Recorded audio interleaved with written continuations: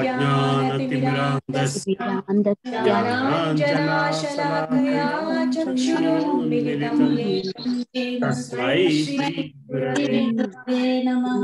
श्रीचैतन्यमनोभीष्टं स्थापितं येन भूतले स्वयं रूपा कदा मह्यं ददाति स्वपदान्तिकं। वन्देऽहं श्रीगुरो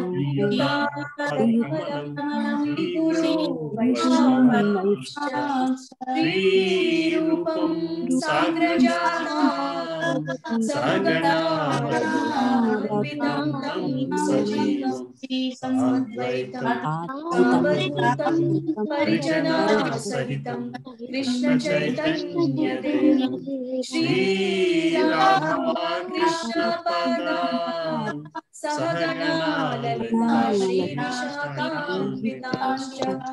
हे कृष्ण करुणा सिन्धो दीनबन्धो देवेश गोपिका कान्ता नमोस्तुते। तप्तकाञ्चना गौराङ्गी राधे वृन्दावनेश्वरी वृषभानुसुते प्रणमामि हरिप्रिये वाञ्छाकल्पतरुभ्यश्च सिन्धुभ्यैव पतितानां वैष्णवेभ्यो नमो नमः। जय श्री कृष्ण चैतन्य प्रभु नित्यानंद श्री अद्वैता गदाधर शिवासादि गौर भक्तवृंद।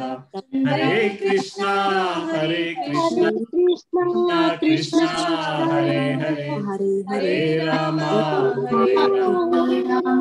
राम हरे हरे।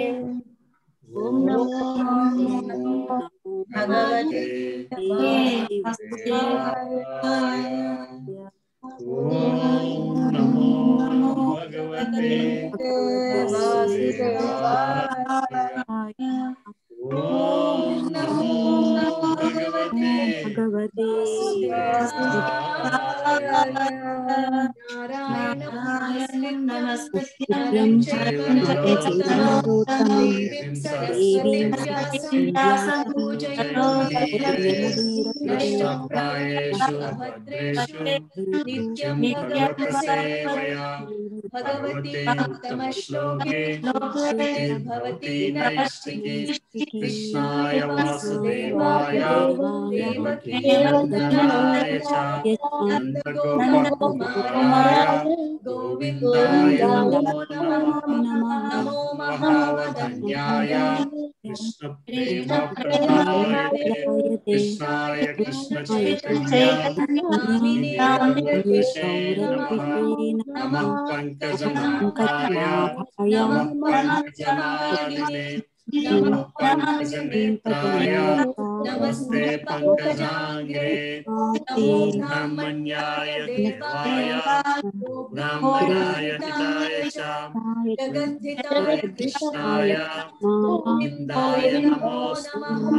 नमः विष्णुपदाय कृष्णपृष्ठाय भूतले श्रीमते भक्तिवेदान्त स्वामिनिति नामिने। नमस्ते सरस्वती देवे गौरवाणी प्रचारिणे निर्विशेषशून्यवादी पाश्चात्यदेशतारिणे। जय श्री कृष्ण चैतन्य प्रभु नित्यानंद श्री अद्वैत गदाधर श्रीवासादि गौर भक्तवृंद। हरे कृष्णा कृष्णा कृष्णा हरे हरे हरे राम राम हरे हरे। करोति वाचालं यद्गरं यत्कृपा तमहं वन्दे परमानन्दमाधवं। हरे कृष्ण।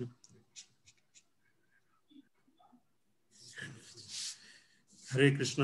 అందరూ ఎలా ఉన్నారమ్మా? ఎవరు చూద్దాము.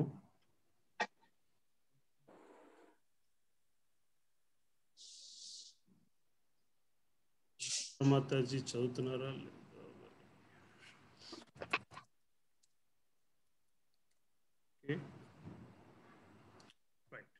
మీ అందరి పేర్లు వచ్చాయి.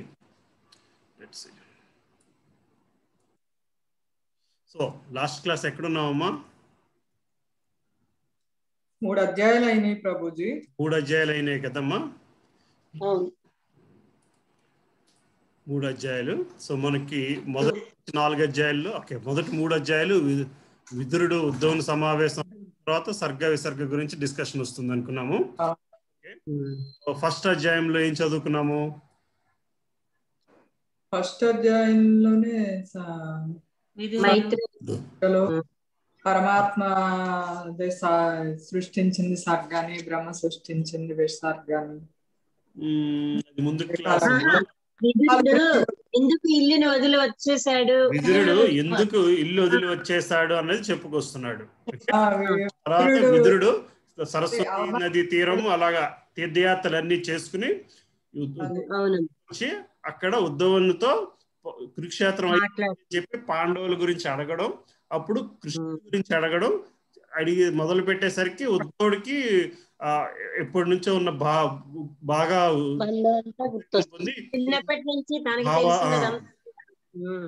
భావావేశాన్ని పొంది మొత్తం కృష్ణుడు కథలన్నీ చెప్పుకుంటూ వస్తాడు. బాల్యం నుంచి అనర్చిన లీలలు స్మరించడం అవన్నీ చూసుకున్నాం కదా. కృష్ణుడి విద్యాభ్యాస వద, కురుక్షేత్ర సంగ్రామం, ద్వారకలో కృష్ణుడి జ్ఞానస్వరూపము, యదువంశ వినాశనానికి దారి తీసిన పరిస్థితులు ఏంటి చూసాము. ఇవాళ నుంచి యదువంశం ఎట్లాగా అస్తమైపోయింది. ఓకే, కృష్ణుడు ఉద్ధవుడు మైత్రేయ ఋషిని కలుసుకోవడం. కృష్ణ భగవానుడు ఉద్ధవునికి మైత్రేయమునికి ఇద్దరిని కలుసుకుంటాడు. సో మనకు తెలిసిన భాగవతం ఏంటి? కృష్ణుడు బ్రహ్మ చెప్పే నుంచి వ్యాసుడికి, వ్యాసుడి దగ్గర నుంచి బ్రహ్మ నుంచి నారదుడికి, అలా వ్యాసునికి, వ్యాసుని దగ్గర నుంచి సుఖదేవ్ గోస్వామికి, సుఖదేవ్. అట్లాగా కాకుండా ఈ భాగవతాన్ని శ్రీకృష్ణుడు ఉద్ధవునికి మైత్రేయునికి కూర్చుని చెప్తాడు. సో బ్రహ్మకే కాకుండా ఇదే భాగవత కథని ఉద్ధవునికి కూడా, మైత్రేయునికి కూడా చెప్తాడు. మైత్రేయుని ముందు విదురుడు అడిగి తెలుసుకుంటాడు. మళ్ళీ డిస్కషన్ ఇక్కడ మనకు వస్తుంది అన్నమాట. ఇదే భాగవత జ్ఞానము ఎట్లాగ వేరు వేరు ఛానల్స్ లో వచ్చిందో చెప్తాడు. సో చెప్తున్నప్పుడు మళ్ళీ బ్రహ్మదేవుడికి వైకుంఠంలో దర్శనం ఇచ్చి నేను ఈ కథ అంతా ఇదంతా చెప్పుకొచ్చాను అని చెప్తూ ఉంటారు అన్నమాట 9-18 శ్లోకాల దాకా. అలాగే భగవంతుని ఆజ్ఞను అనుసరించి ఉద్ధవుడు బదరికాశ్రమానికి బయలుదేరట. ఇక్కడ ఏంటంటే యదువంశం అంత అస్తమవుతుంది, కానీ ఉద్ధవుడు మాత్రం బతికుంటాడు. ఉద్ధవుడినేమో బదరికాశ్రమానికి వెళ్ళిపోమంటాడు అన్నమాట కృష్ణుడు. ఉద్ధవుడి నుంచి ఆధ్యాత్మిక జ్ఞానాన్ని అర్జించినప్పుడు విదురుడు అర్జిస్తే ఉద్ధవుడు చెప్తాడు, నాకంట మైత్రేయ ముని దగ్గర నేర్చుకోవడం తెలుసుకోవడం బెటరు అని చెప్తాడు అనమాట. అలాగా సో ఈ అధ్యాయం నుంచి ఆఖరి శ్లోకాలకు వచ్చేసరికి శ్రీకృష్ణుని ఆవిర్భావం అంతరాత్మ శ్రవణం చేసిన పిమ్మట గంగానదికి చేరి మైత్రేయ మునిని కలుసుకోవడం. ఈ చాప్టర్ ఆఖరి విదురుడు వెతుక్కుంటూ వెళ్ళి మైత్రేయ ముని కలుసుకుని ఈ భగవద్జ్ఞానం కావాలి నాకు అని అడుగుతాడు అనమాట. సో నెక్స్ట్ చాప్టర్ అంతా మళ్ళీ ఇంకా నెక్స్ట్ చాప్టర్ పెట్టలేదా నేను, సారీ. సో నెక్స్ట్ చాప్టర్ వచ్చేసరికి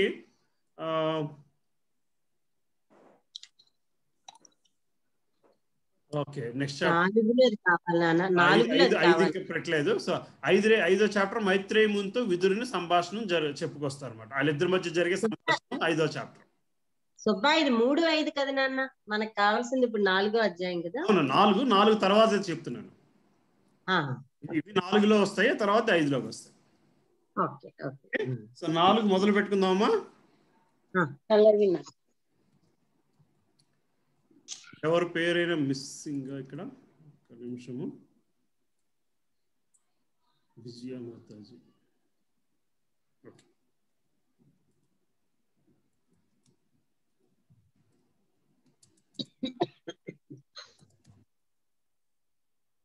ఓకే, విజయ మాతాజీ కూడా జాయిన్ అయ్యారు. మరి చదువుతారో లేదో తెలియదు. 4వ అధ్యాయం స్టార్ట్ చేసుకుందామా? ఇవాళ నిత్యానంద త్రయోదశి కూడా మెసేజ్ చూసుంటారు కదా. నిత్యానంద గురించి కొంచెం మాట్లాడదాం అనుకున్నాను, కానీ నెక్స్ట్ వీక్ మాట్లాడుకుందాం నిత్యానంద త్రయోదశి గురించి. నేను ఇవాళ అంత పూర్తిగా దాని గురించి ప్రిపేర్ అవ్వడం జరగలేదు. ఓకే, 4వ అధ్యాయం విదురుడు మైత్రేయిని దరిచేరుట. ఈ అధ్యాయం చివరికల్లా విదురుడు మైత్రేయిని చేరుకుంటాడు. 3వ స్కందం 4వ అధ్యాయం. ఓకే, 1వ శ్లోకం ఉద్ధవుడు చెప్పిన మాట. తదనంతరము ఇక్కడ మనం డిస్కషన్ అవుతుంది కదమ్మా, ఉద్ధవుడికి విదురుడికి మధ్య అవుతున్న డిస్కషన్ ఆఖరి చెప్తున్నాడు. తదనంతరము వారందరూ వృష్టి భోజవంశీయులు బ్రాహ్మణుల అనుమతిని బడిసిన వారై ప్రసాద శేషులు పూజించిరి. దానితో పాటు వారుని వధువులు సైతము త్రాగిరి. ఆ పానముచే వారు మతి తప్పి జ్ఞానహీనులై పరుషవాకులతో ఒండరుల హృదయమును గాయపరుచుకుని. సో యదువంశీయుల మధ్యలో వాళ్ళ మధ్యలో జరిగిన గొడవ ఏంటో చెప్పుకొస్తున్నాడు. ఏ విధముగా వెదురు పొదలు రాపిడిచే వినాశము కలుగుచుండునో అదే విధముగా సంధ్యా సమయమున మత్తి యొక్క దోషముల అంతఃప్రక్రియచే వారి చిత్తములు సమతుల్యతను కోల్పోగా వినాశము సంభవించెను. పురుషోత్తముడు శ్రీకృష్ణ భగవానుడు తన వంశం యొక్క అంతమును ఆంతరంగిక శక్తి ద్వారా భవిష్య దర్శనము కావించిన పిమ్మట సరస్వతి తటమున కేగి జలము నాచిమించి ఒక వృక్షం మూలమున కూర్చుండెను. మనం కథల్లో వింటూ ఉంటాం, కృష్ణుడి వంశం అంతా కూడా ఎలా నాశనం అయిపోయింది, యదు వంశం అంతాను అది వర్ణించుకుంటూ వస్తున్నారు అన్నమాట. ఒక వెదురు రాసుకుని రగిలే మంటలతో మొత్తం అరణ్యం ఎంత గమ్మున ధ్వంసం అయిపోతుందో అదే విధముగా వీళ్ళందరూ కూడా తాగిన మత్తులోని ఇలాగ అయ్యారు. అయితే ముందు శ్లోకాల్లో ఎందుకు అలా చేయాల్సి వచ్చిందో కూడా మనకు వస్తుంది. ఓకే, నెక్స్ట్ 4వది వదిన చదువుతున్నాను. భగవానుడు తనకు శరణాగతుడైన ఆర్తిని హరించినట్టివాడు. తన కులమును నశింపచేయుటకు ఎవరు వాంఛించురో ఆ దేవదేవుడే బద్రికాశ్రమునకు పొమ్మని నాకు చెప్పెను. ఓ అరిందముడా, అంటే విదురా, వంశమును నశింపచేయవలనని అతని కోరికను నేను ఎరిగి ఉన్నప్పటికీ స్వామి పాద పద్మములు వియోగమునకు సహించుట నాకు అసాధ్యము కనుక అతనినే అనుసరించి తిని. ఆ విధముగా అనుసరించుచు లక్ష్మీదేవికి ఆశ్రయుడైనప్పటికీ సరస్వతి నది తటమును ఆశ్రయించి ఒంటిగా కూర్చొని దీర్ఘాలోచన మగ్నుడైన నా రక్షకుని స్వామిని అనగా శ్రీకృష్ణ భగవానుని నేను గాంచి తిని. హరే కృష్ణ. సుజాత మాత చదువుతారమ్మా? చదువుతున్నాను ప్రభుజీ. 7. భగవానుని దేహము శ్యామల వర్ణముగా నున్నను నిత్యమును జ్ఞానానంద పూర్ణమునై అత్యంత సుందరముగా నుండెను. అతని నయనములు ప్రశాంతముగా ఉండి ఉదయించు సూర్యుని వలె ఎర్రనై ఉండెను. అతని చతుర్భుజములు వివిధ లాంఛనములు పీత వసనములను బట్టి శీఘ్రమే అతడు దేవదేవుడను నేను గుర్తించగలిగితిని. 8. భగవానుడు ఒక చిన్న అశ్వత్థ వృక్షమును ఆనుకుని కుడిపాద పద్మమును ఎడమ తొడపై నిడుకొని ఆసీనుడై ఉండెను. గృహ సౌఖ్యములనన్నింటినీ విడిచినప్పటికీ అతడు అట్టి స్థితియందు మిగుల ఆనందమయునిగానే గోచరించెను. 9.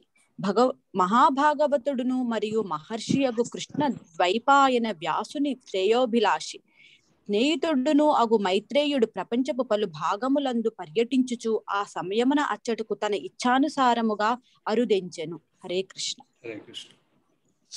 అనుపమ చదువుతారమ్మా? 10వ శ్లోకం. మైత్రేయముని శ్రీకృష్ణ భగవానుని ఎడ అమితాసక్తుడై ఉండెను.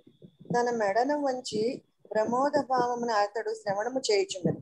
అంతటా నాకు పూర్ణ విశ్రాంతి నొసుగుచు దరహాసముతోను మరియు నాపై ప్రత్యేక వీక్షణమును సారించుచును భగవానుడు ఇట్లు పలికెను.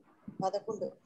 ఓ వసు, విశ్వకలాపములను విస్తరించుటకు బాధ్యులకు వసువులు మరియు ఇతర దేవతలు యజ్ఞములను నిర్వహించినప్పుడు పూర్వము నీవేమి కోరి ఉంటివో నీ మనస్సు నుండి నేను ఎరిగి ఉన్నాను.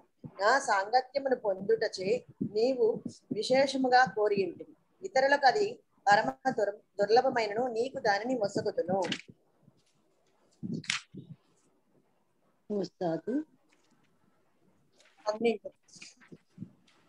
ఓ సాధు, ప్రస్తుత జన్మమున నీకు నా చర్మానుగ్రహము వసంగబడినందున ఈ జన్మము చివరిదియును మరియు పరమోత్కృష్టమును అయ్యున్నది.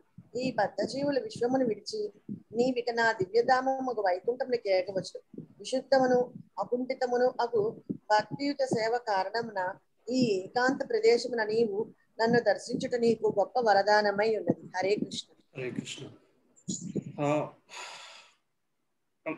ఇది భాష్యం చదువుతారమ్మాను. ఒకటి 10 కానీ 12 కానీ 10 చదవండి. చదవనా? 10 చదవండి. 10వ శ్లోకం యొక్క భాష్యం.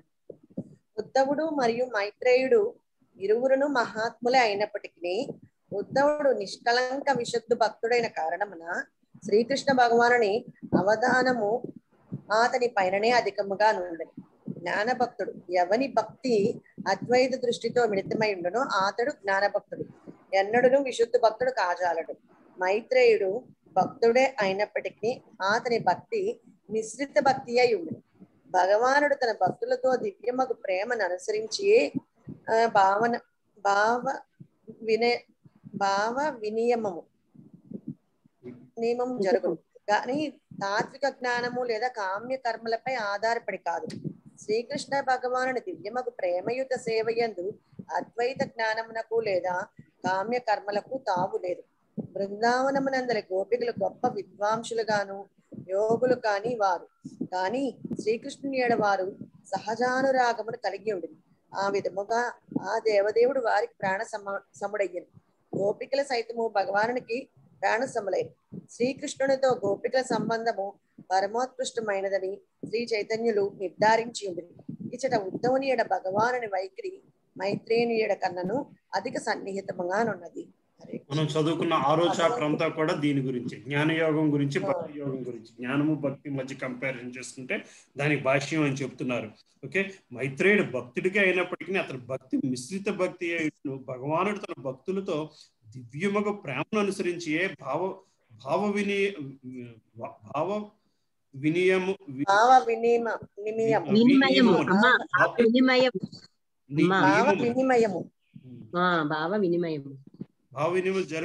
జరుగును, కానీ తాత్విక జ్ఞానము లేదా కామ్యకర్మలపై ఆధారపడి కాదు. జ్ఞానము కామ్యకర్మలపై ఆధారపడి కాదు. భగవంతుడికి కర్మలకి అసలు ఏ సంబంధం ఉండదమ్మా. మన కర్మలన్నీ మనవే సొంతం. భగవంతుడు దాన్ని ఏమి చేయలేరు. భగవంతుడు చేయగలిగితే కేవలం దాన్ని తీసేయగలరు, అంతే తప్పితే మన కర్మలు మన వేడుకున్న బట్టి అంతే, మన వేడుకున్న బట్టి అంతే అంతే. ఏమా తీసేయగలరంటే అదే మన కర్మలు మనమే అనుభవించాలి కదా అత్తమ్మా. అది తీయడం అంటే అన్నది జరగదు. అది ఎలాగంటే తగ్గుతుంది, మనం వేడుకున్న కొద్ది తగ్గే ఛాన్సెస్ ఉంటాయి. ఏమాత్రమైన పవర్ ఉంది అంటే భగవంతుడికి కర్మ తీయగలడం మాత్రమే, ఇంకెవరికి లేదు ఆ పవర్. ఇంకెవ్వరికి లేదు ఆ పవర్. దేవతలకి కూడా మనం పూజలు చేస్తూ ఉంటాం కదమ్మా. చెప్తుంటారు మనకి ఇన్ని కష్టాలుంటే ఈ పర్టికులర్ హోమం చేయండి పోతాయి, ఈ పర్టికులర్ రాయి పెట్టుకోండి పోతుంది అంటూ ఉంటారు. మనకి నిజంగా ఆ హోమము ఆ రాయి చేస్తే కాస్త ఊరట కలుగుద్ది, పోతున్నట్టు అనిపిస్తుంది. అది ఏం చెప్తుందంటే పోస్ట్ పోన్ అవుతుంది. లేకపోతే ఓర్చుకునే శక్తి ఇస్తాడేమో. ఓర్చుకునే శక్తి కంటే కూడా పోస్ట్ పోన్ అవుతుంది. తీసుకోలేకపోతున్నాడే సరే అని చెప్పి అటు ఇటు జరగడానికి అవకాశం ఉంది తప్పితే పోయే అవకాశం లేదు. ఓర్చుకునే శక్తి ఇవ్వాలి. దేవతలకి మనకు ఓర్చుకునే శక్తి ఇచ్చే శక్తి కూడా వాళ్ళకి లేదు. వాళ్ళు దానిని అటు ఇటు మూవ్ చేయగలిగే శక్తి ఉంది. మనం లాస్ట్ టైం చెప్పుకున్నాము, పిల్లలకి ఫైనల్ ఇయర్ ఎగ్జామ్స్ రాయాలి, అన్ని పరీక్షలు ఒకేసారి రాయలేకపోతే ప్రిన్సిపల్ దగ్గరికి వెళ్ళి గొడవ పెడితే ఆయన మధ్యలో ఇంకో సెలవులు యాడ్ చేసి పరీక్షలు కొంచెం అటు ఇటు జరుగుతాడు, కానీ పరీక్షలు చెప్పే అధికారం లేదు. అలాగే దేవతలు కూడా చేయగలిగింది ఏంటంటే కొంత ఊరట కలిగించేలాగా అటు ఇటు జరపగలరు. అన్ని పాపం ఒకేసారి తట్టుకోలేకపోతారు. కానీ భగవంతుడు శ్రీకృష్ణ పరమాత్ముడు మాత్రం వాటిని తీసేయగలుగుతాడు. అది మన ప్రేమపై ఆధారపడి ఉంది. ఆయన ఇష్టం అది తీసేస్తాడు అంతే. అంటే తీసేయగలడం అంటే కర్మ పూర్తిగా విరుద్ధంగా వచ్చేస్తుంది. మీకు హాస్పిటలైజ్ అయ్యవలసిన కర్మ ఉంటుంది, మీకు హాస్పిటలైజ్ అవ్వాల్సిన కర్మ ఉంటుంది. భగవంతుడు దాన్ని ఏం చేయగలరు, మీరు ఎవరి కోసమో హాస్పిటల్కి వెళ్ళాల్సిన దగ్గరికి తీసుకొస్తారు. మీరు పేషెంట్ గా వెళ్లాల్సింది పోయి ఎవరికో గార్డియన్ గా వెళ్లాల్సి వస్తుంది. ఎనీవే, సో ఇక్కడ మనకు నేర్చుకోవాల్సింది ఏంటంటే జ్ఞానతత్వము, తాత్విక జ్ఞానము లేదా కామ్యకర్మలపై ఆధారపడింది. శ్రీకృష్ణ భగవాను దివ్యయుగ ప్రేమయుత సేవయందు అద్వైత జ్ఞానము లేదా కామ్యకర్మలకు తావు లేదు. శ్రీకృష్ణుని దివ్యయుగ ప్రేమయుత సేవయందు ఈ రెండిటికే జ్ఞానానికి తావు లేదు, అద్వైత జ్ఞానానికి తావు లేదు. బృందావనం నందు గోపికలు గొప్ప విద్వాంసులు కారు, యోగులు కారు, కానీ శ్రీకృష్ణుని ఏడ వారు సహజానురాగమును కలిగి ఆ విధముగా దేవదేవుడు వారికి ప్రాణ సమాయనుడయ్యను. సరే, నెక్స్ట్ అక్క చదువుతారక్క 13.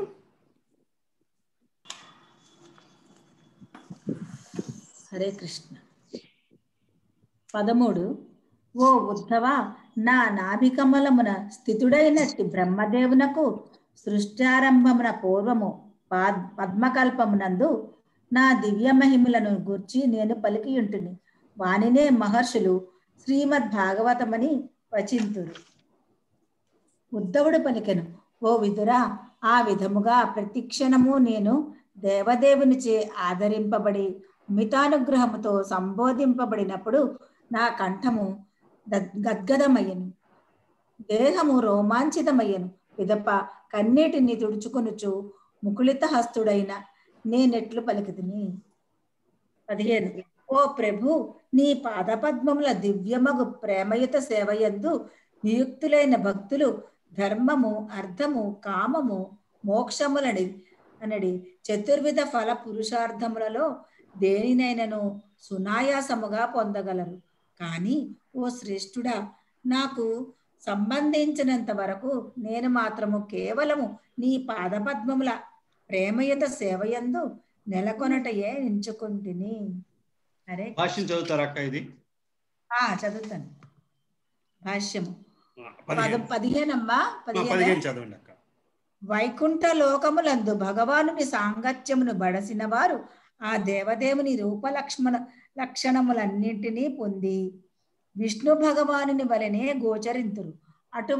అటువంటి ముక్తి సారూప్య ముక్తి అనగా 5 విధములకు ముక్తులలో ఒకటి అనబడును. శ్రీకృష్ణ భగవానుని దివ్యమగు ప్రేమపూర్వక సేవయందు నెలకొనిన భక్తులు ఏనాడును సాయుజ్య ముక్తిని అనగా భగవానుని బ్రహ్మజ్యోతి కిరణములందు లీనముట అంగీకరింపరు. భక్తులు ముక్తినే గాక స్వర్గలోకములందరి దేవతల స్థాయికి సమానముగా ధర్మార్థ కామములలో దేనియందైనను ఎట్టి జయమునైనను సాధించగలరు. కానీ ఉద్ధవుని వంటి విశుద్ధ భక్తులు అటువంటి సౌకర్యములను అంగీకరింప నిరాకరింతురు. విశుద్ధ భక్తుడు కేవలము భగవత్ సేవయందు నిలవగోరి తన స్వలాభమును గూర్చి విచారింపకుండును. ముక్తులలో 5 రకాలు. సారూప్య ముక్తి, రెండోది ఇక్కడ సాయుజ్య ముక్తి. సో 2 రకాల ముక్తుల గురించి చెప్పుకొచ్చారు ఇక్కడ. మనకందరికి మనం ప్రయత్నం చేయాల్సిందల్లా సారూప్య ముక్తి గురించి. సారూప్య ముక్తి అంటే భగవద్ధామం చేరుకోవడం. ఓకే. సాయుజ్య ముక్తి అంటే భగవంతుని ఎఫిలిజెన్స్, భగవంతుని బ్రహ్మజ్యోతిలోకి ఏకమవడం. బ్రహ్మజ్యోతిలో ఏకమవడం అంటే కేవలం ఒక కిరణ భగవంతుని కాంతిలోకి ఏకమవడం. చాలా మంది దేవుణ్ణి ఒక జ్యోతి కింద చూసి ఆ కాంతినే భగవంతుడిగా చూసుకుని అందులోకి వెళ్ళడానికే వాళ్ళు ముక్తి మార్గం ఎంచుకుని ఉంటారు. వాళ్ళందరూ అక్కడే ఉండిపోతారు. అక్కడే ఉండిపోతారు. అదంతా సాయుజ్య ముక్తిలోకి వస్తుంది. మరి 5 రకాల ముక్తుల గురించి చదువుతాము ముందు సెషన్లో ఒకసారి, మళ్ళీ కాదు నెక్స్ట్ సెషన్లో చెప్తాను అది. సో ఈ సారూప్య ముక్తి మనకి కావాల్సింది. సారూప్య ముక్తి అంటే భగవంతునికి అతి దగ్గరలో ఉండే ముక్తి. ఆ ముక్తి మార్గం కోసమే మనం ప్రయత్నిస్తుందల్లా. ఓకే, సరే 16 బాగా చదువుతారా? హరే కృష్ణ. 16.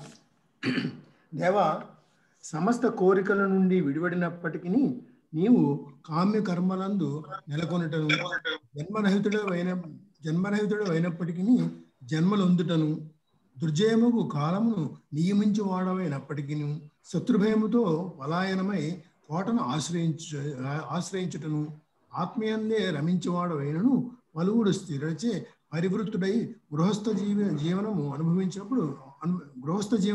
అనుభవించుటకు గావించినప్పుడు విద్వాంసులకు ఋషులు కూడా తమ బుద్ధి యందు కలతనుందురు. 17. ఓ ప్రభు, నిత్యుడవు నీవు కాల ప్రభావముచే ఖండితుడవు కాబోవు. నీ పూర్వజ్ఞానము అపారమైనది. ఆ విధముగా నీవే విచారణ కావించుకున్న సమర్థుడవై ఉన్నావు. అయినను మోహితుడు అయినట్లుగాను ఎన్నడను విమోహితుడు కావనప్పటికీ సలహా అడుగుటకే నిన్ను పిలిచి ఉంటుంది. నీ అట్టి కార్యము నన్ను మోహపరచుచున్నది. 18. స్వామి, నిన్ను గూర్చిన జ్ఞానము కలుగజేయనిదియు మరియు తొలుత నీవు బ్రహ్మదేవునకు వివరించినదియు నాకు దివ్య జ్ఞానమును దయతో మాకు గ్రహించుటకు మేము యోగ్యులమని నీవు తలచినచో వివరింపుము. హరే బ్రహ్మకి చెప్పిన జ్ఞానాన్ని ఇప్పుడు మాకు చెప్పమని అడుగుతున్నాడు ఉద్ధవుడు. ఓకే, సరే. నెక్స్ట్ 19 ఎవరు చదువుతున్నారు? భారతి మాత చదువుతారమ్మా. ఆ విధముగా దేవదేవునకు నా హృదయపూర్వక కోరికను వెల్లడించినప్పుడు ఆ అరవిందాక్షుడు తన దివ్య స్థితిని గూర్చి నాకు ఉపదేశించాను. 20. ఆ విధముగా దేవదేవుని నా గురువు నుండి ఆత్మజ్ఞానావగాహన పదమును నేను అధ్యయనము కావించితిని. అటు పిమ్మట అతనికి ప్రదర్శనము కావించి విరహముచే మిగుల పీడితుడనైన ఈ ప్రదేశమునకు వచ్చి తిని. 21. విదుర, ఆ దేవదేవుని దర్శనాహ్లాదము లోపించిన కారణమున నేనిప్పుడు పిచ్చివాడనైతిని. దాని ఉపశాంతి కొరకే నేనిప్పుడు అతడు నాకు ఉపదేశించినట్లుగా సాంగత్యం కొరకై హిమాలయములందలి బదరికాశ్రమముకు ఏగుతున్నాను. హరే కృష్ణ. ఆయన బదరికాశ్రమంకి వెళ్తున్నారు. ఈ తీర్థయాత్రలో తిరిగి వస్తున్నప్పుడు కలుసుకున్నారు వీళ్ళిద్దరు. ఓకే, 22 చదువుతున్నారమ్మా. హరే కృష్ణ. బదరికాశ్రమమునందు భగవానుడు తన నరనారాయణ ఋషుల అవతారమున సుశీలురగు జీవుల క్షేమము కొరకై అనంత కాలము నుండి గొప్ప తపస్సును ఆచరించుచున్నాడు. శ్రీ సుఖదేవ గోస్వామి పలికెను.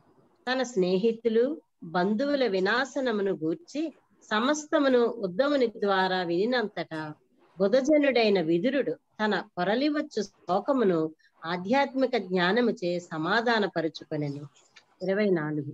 శ్రీకృష్ణుని భక్తులలో ముఖ్యుడును పరమ ఆంతరంగికుడును అగు ఉద్ధవుడు ఇక వెడలబోవునప్పుడు విదురుడు ప్రేమ శ్రద్ధలతో అతనిని ఇట్లు ప్రశ్నించెను. హరే కృష్ణ. 25 పిన్ని చదువుతారు. పిన్ని చదువుతున్నాను. విదురుడు పలికెను, ఓ ఉద్ధవ, విష్ణు భగవానుని సేవకులు ఇతరుల సేవార్థమే ధరింతరు కనుక ఏ ఆత్మజ్ఞానము నీకు భగవానునితో స్వయముగా బడినదో ఆ దానిని నీవు దయతో వర్ణించుట కడు యుక్తము కాగలదు. శ్రీ ఉద్ధవుడు పలికెను, మైత్రేయ ఋషి నుండి నీవు ఆ ఉపదేశమును గ్రహింపుము. ఆధ్యాత్మిక జ్ఞానమును గ్రహించిన కారణమున పూజనీయుడగు ఆ ముని దరిదాపులలోనే ఉన్నాడు. దేవదేవుడు ఈ మత్స్యలోకమును విడబోవు సమయమున మైత్రేయుడు అతనిచే ప్రత్యక్షముగా ఉపదేశితుడయ్యను. 27. శ్రీ సుఖదేవ గోస్వామి పలికిన, ఓ రాజా, ఆ విధముగా యమునా తటమున దివ్య నామ యశోగుణాదులను విదురునితో చర్చించిన పిదప ఉద్ధవుడు గొప్ప దుఃఖ కాతురుడయ్యను. ఆ రేయిని క్షణము వలె గడిపివేసి పిమ్మట అతడు వెడలిపోయెను. హరే కృష్ణ. ఇక్కడ అర్థమవుతుంది కదమ్మా, 3-4 కాన్వర్జేషన్స్ అవుతున్నాయి. సుఖదేవ్ గోస్వామికి, పరీక్షిత్ మహారాజుకి చెబుతున్నారు ఏమని, ఉద్ధవునికి విదురుని మధ్యన సంభాషణ. ఆ సంభాషణలో ఉద్ధవుడు తనకి కృష్ణుడికి మైత్రేయ మునికి మధ్య జరిగిన సంభాషణని విదురునికి ఎక్స్ప్లెయిన్ చేసినట్టు సుఖదేవ్ గోస్వామి పరీక్షిత్ మహారాజుకి చెప్పుకొస్తున్నారు. ఓకే, బాగా అందరూ వస్తున్నారు, మనం కొంచెం ఆగితే వచ్చేస్తూ ఉంటుంది అది. 28 అనుషమాత చదువుతున్నారమ్మా. చదువుతున్నాను ప్రభుజీ. హరే కృష్ణ. రాజు ఈ విధంగా ప్రశ్నించాను, ముల్లోకములకు అధిపతియగు శ్రీకృష్ణ భగవాన్ యొక్క లీలలు ముగిసి శ్రేష్ఠులైన సేనా నాయకులకు ఋష్ణి భోజ వంశస్థులు అంతర్ధానం చెందిన పిమ్మట ఉద్ధవుడు ఒక్కడే ఏల మిగిలేను. 29 సుఖదేవ గోస్వామి ఇట్లు ప్రత్యుత్తరం ఇచ్చారు. ఓ రాజా, బ్రాహ్మణ శాపము కేవలము ఒక నెపము మాత్రమే.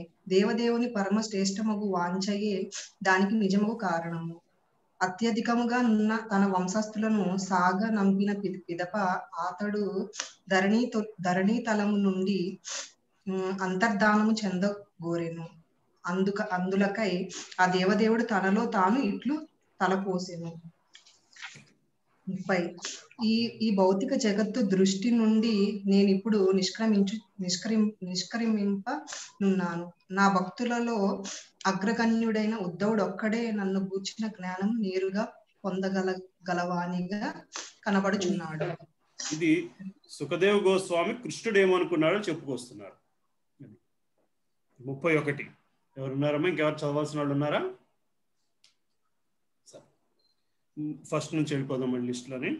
31 త్రిగుణములచే ఎన్నడూను ప్రభావితుడు కాని కారణమున ఉద్ధవుడు ఏ విధముగాను నాకు తక్కువ కాదు కనుక దేవదేవుడనగు నా విశేష జ్ఞానమును విస్తరింపజేయుటకు అతడు ఈ లోకమున నిలిచి ఉండవచ్చును అని కృష్ణుడు అనుకున్నారు.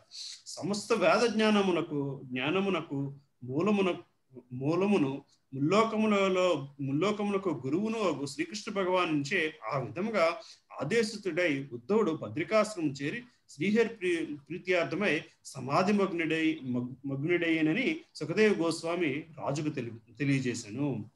33 ఈ మర్త్యలోకమున పరమాత్ముడకు శ్రీకృష్ణుని ఆవిర్భావ అంతర్ధానమును గూర్చి విదురుడు ఉద్ధవు నుంచి శ్రవణము చేశాను. గొప్ప పట్టుదలతో ఈ విషయాన్ని మహర్షులు తెలుసుకొనగలిగి ఉన్నారు. 34 భగవానుని మహిమాన్వితములగు లీలలు మరియు మర్త్యలోకమునందు అసాధారణమగు లీలలను కావించుటకై వివిధములగు దివ్య రూపములను అతడు గ్రహించుట ఎనునవి అతని భక్తులకు తప్ప అన్యులకు దురవగ్రాహ్యములై ఉన్నవి. పశుప్రాయులకు అవి కేవలము మనోవికల్వతమునకే కారణములు. 35 ఈ లోకమును వీడినప్పుడు శ్రీకృష్ణ భగవానునిచే తాను జ్ఞాపకము చేసుకొనబడితినని అవగతము చేసుకొని విదురుడు ప్రేమ విహ్వలతో బిక్కరగా రోధించెను. 36 యమునా తటమున కొలది దినముల గడిపిన పిమ్మట ఆత్మదర్శియగు విదురుడు మైత్రేయముని వసించు గంగా తటమును చేరెను. శ్రీమద్ భాగవతం నందలి విదురుడు మైత్రేయుని దరిచేరుట అను తృతీయ స్కందంలోని 4వ అధ్యాయమునకు భక్తి వేదాంత భాష్యము సమాప్తం. హరే కృష్ణ. హరే కృష్ణ. సో అదమ్మా. సో ఆ విధంగా విదురుని యాత్ర అలా సాగుతుంది అన్నమాట. విదురుని యాత్ర అలా సాగుతూ ఇప్పుడు మైత్రేయముని దరిచేరిన దగ్గరికి ఆగింది. సో నెక్స్ట్ అధ్యాయము మైత్రేయునితో విదురుని సంభాషణ. సో ఈ అధ్యాయంలో మన భాష్యంలో చదువుకుంటే చాలా చోట్ల ముందు స్కందంలో చదువుకున్న చాతుర్ శ్లోకాల గురించి వస్తుంటుంది. 4 శ్లోకాల గురించి రిఫరెన్స్ అలా వస్తూనే ఉంటుంది అన్నమాట మన చదువుకున్న అధ్యాయంలోనే రాబో అధ్యాయంలో కూడా. ఎందుకంటే ఇప్పుడు ఏంటంటే అది బ్రహ్మకి కృష్ణుడికి మధ్య జరిగిన డిస్కషన్. అదే డిస్కషన్ మళ్ళీ మైత్రేయునికి కృష్ణుడికి మధ్యన జరిగినట్లు మైత్రేయముని విదురుతో చెప్తూ ఉంటాడు. కాబట్టి ఆ జ్ఞానమే వస్తూ ఉంటుంది మళ్ళీ, ఆ చాతుర్శ్లోక జ్ఞానమే. ఓకే, సరే. సో నెక్స్ట్ ఎవరు చదువుతున్నారమ్మా? సుజాత మాతాజీ లేరు, అనుపమ్మ చదువుతారమ్మా.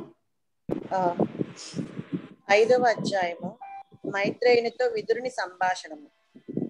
1 సుఖదేవ గోస్వామి పలికెను.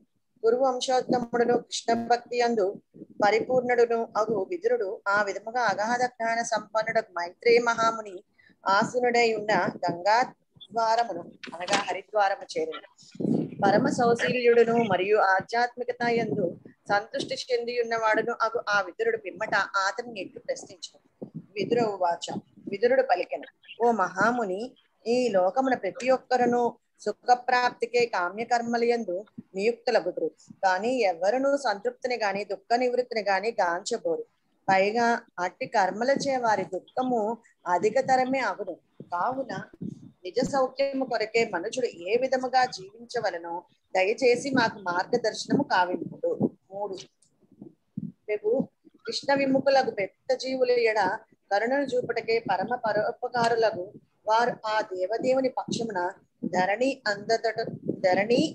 అందంతటను సంచరింపు. హరే కృష్ణ. హరే కృష్ణ. మళ్ళీ ఈ భాష్యం మళ్ళీ ఆరో అధ్యాయం భాష్యం లాగే ఉంటుంది అన్నమాట. మళ్ళీ ఈ మూడిటి గురించి చెప్పుకొస్తారు. కామ్యకర్మలు, జ్ఞానము, యోగము తేడాలో చెప్పుకుంటూ వస్తారు. ఓకే, 50 శ్లోకం మూడవ తాలూకు భాష్యం. నాలుగోది చదువుతున్నారమ్మా అక్క? రెండోది మళ్ళీ ఒకసారి చెప్పానన్నా. ఏదండి? రెండోదా? విదురుడు పలికిన మహాముని, లోకమున ప్రతి ఒక్కరును సుఖప్రాప్తి కామ్యకర్మలు యందు నియుక్తులగుదురు, కానీ ఎవ్వరును సంతృప్తిని గాని దుఃఖ నివృత్తిని గాని గాంచబోరు. పైగా ఈ కర్మలచే వారి దుఃఖము అధికతరమే అగును. కావున నిజ సౌఖ్యము కొరకే మనుషులు ఏ విధముగా జీవించవలనో దయచేసి నాకు మార్గదర్శకము కావింపు. అంటే మహాముని, ఈ లోకం ప్రతి ఒక్కరు కూడా ఆనందంగా ఉందామన్న భావనతోనే కర్మలు చేస్తూ ఉంటారు. ప్రతి ఒక్కరు ఏదో ఆనందంగా ఉన్న భావంతోనే కర్మలు చేస్తుంటారు. కానీ అలాగని ఎవ్వరు కూడా సంతృప్తిగా లేరు. ఎందుకని? మనం ఒక కోరిక తీరితే కోరిక లెవెల్ పెరుగుతుంది తప్పితే కోరికతో సంతృప్తి పడట్లేదు. సో అందువలన కానీ గాంచబోరు. అందువలన సంతోషము లేదు, దుఃఖం నుంచి దూరము అవ్వలేదు, దుఃఖాన్ని వదిలించుకోను లేకపోతున్నారు. పైగా అట్టి కర్మలచే వారి దుఃఖము తరమే అగును. అట్లాంటి కర్మలు అలా చేసి ఆనందపడతామన్న భావనతో పనులు చేసి దుఃఖాన్నే తెచ్చుకుంటున్నాము. ఇది కావున నిజ సౌఖ్యము కొరకే మనుషులు ఏ విధముగా జీవించవలనో దయచేసి మాకు మార్గదర్శనము కావింపు. మనము ఏ సంతోషమైనా సరే, ఈ ప్రపంచంలో ఏ సంతోషమైనా టెంపరీనే, కొద్ది కాలం మాత్రమే ఉంటుంది. ఇటువంటి సంతోషానికైనా కూడా లిమిట్ ఉంటుంది. మనం భగవద్గీతలో 5 విషయాలు నేర్చుకుంటాం అన్నమాట. 1 ఈశ్వర తత్వము, భగవంతుని తత్వము. 2 కాలం, టైం గురించి నేర్చుకుంటాము. 3 కర్మ, 4 ప్రకృతి, 5 జీవ అంటే ఆత్మతత్వం. జీవ అంటే ఆత్మతత్వం. అలాగా ఏ కర్మ అయినా సరే దాని టైం మాత్రమే దాన్ని తీయగలదు. అలాగే ఎటువంటి కర్మఫలం అయినా సరే, కర్మఫలం నుంచి వచ్చిన సంతోషం కూడా టైంతో పాటు అది పోతుంది. మనం ఈరోజు చుట్టూరు చూస్తున్నది ఏది కూడా శాశ్వతము కాదు. ఎటువంటి బిల్డింగ్ అయినా, ఎటువంటి దేనికంటే టైం తేడా ఉంటుంది. ఓకే, టైం తేడా ఉంటుంది అంతే. ఓకే, ఏదో ఒక రోజు తాజ్ మహల్ కూడా పడిపోవలసిందే. ఏదో ఏమా ఇందులో ఇచ్చాడు కదా, ఈ విషయం ఒక చక్కని పాట కలదు అని, జీవితమునందు సమస్త సుఖమును పొందవలనన్న గొప్ప కోరికచే ఈ గృహమును నేను నిర్మించితిని. కానీ అనూహ్యముగా ఇది అగ్ని ప్రమాదమునకు గురి అయినందున నా ప్రణాళిక అంతయు దురదృష్టవశాత్తు బూడిదగా మారినది. కింద భాష్యంలో ఇచ్చాడు.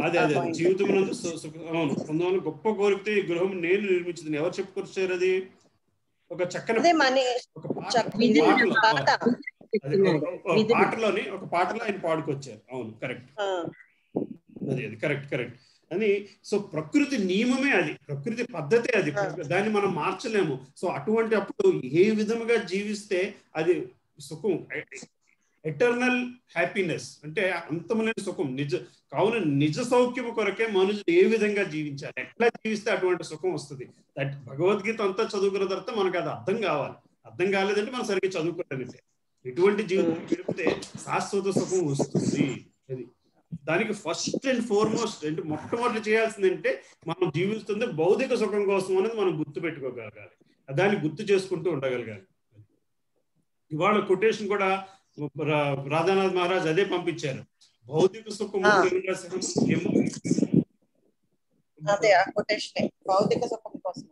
భౌతిక సుఖము మనకి మన చుట్టూరు ఉండే భౌతిక సుఖము వల్ల భౌతిక సుఖం అనుభవిస్తూ దీని అంతటికీ నేను యోగ్యుడిని అన్న భావంతో బతికేస్తూ ఉంటాము అని.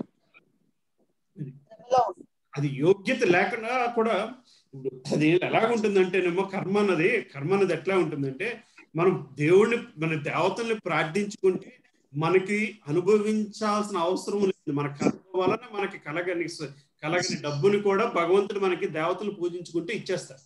అయితే దాన్ని మనం రీపే చేయాల్సింది, ఫ్యూచర్ నుంచి తెచ్చుకుని వాడుకుంటున్న క్రెడిట్ లాంటిది అది. ముందు రావాల్సిన డబ్బుని ఇప్పుడే మనకి భగవంతుడు ఇచ్చినట్టు. దానివల్ల మనం ఆ డబ్బుతోని భగవంతుని భక్తి పెంచుకున్నామా సరే సార్.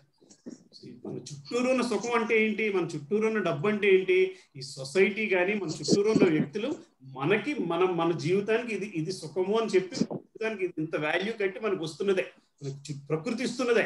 అంతేగాని మనమేం క్రియేట్ చేస్తుంది ఏం కాదు. ప్రకృతి మనకు కొన్ని సదుపాయాలు ఇచ్చి బాబు నువ్వు ఈ సదుపాయాలు అనుభవించడానికి అర్హుడివి అని చెప్తుంది.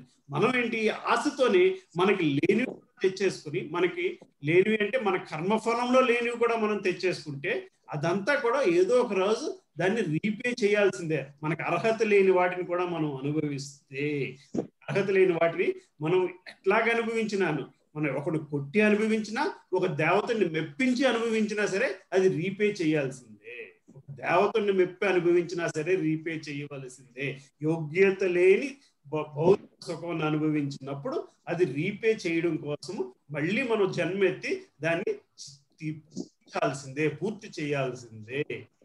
అర్థమవుతుందమ్మా? సో అటువంటి విధం లేకుండా నిజ సౌఖ్యము కావాలంటే మనుషులు ఎలా జీవించాలో మాకు మార్గదర్శకం చేయమని విదురుడు అడుగుతున్నాడు. ఓకే, విదురుడు అడుగుతున్నాడు.